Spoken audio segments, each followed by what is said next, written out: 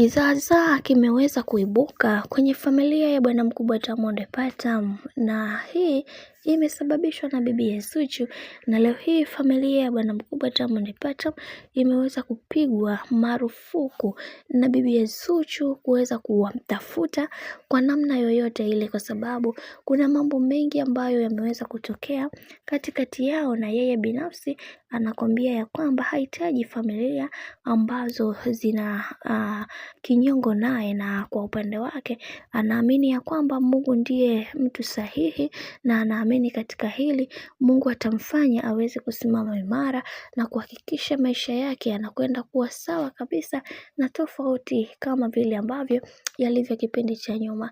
Anakwambia, ninapitia magumu ambayo hayawezi kuelezeka, lakini ni bora ya haya magumu kuliko fedheha kwa bwana mkubwa Diamond Platnumz.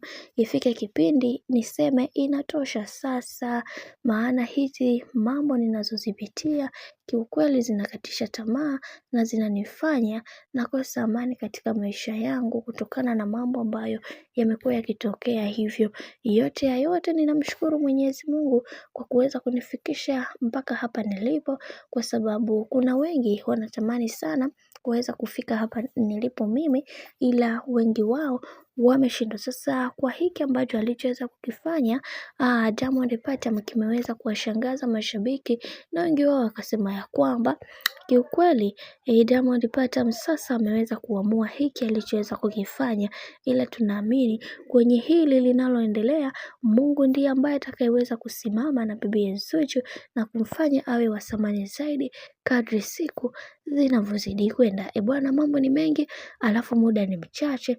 Mimi naomba nikusihi kitu kimoja, kama ndo mara kwa kwanza basi usisahau kusubscribe, kulike, kushare pamoja na kucomment.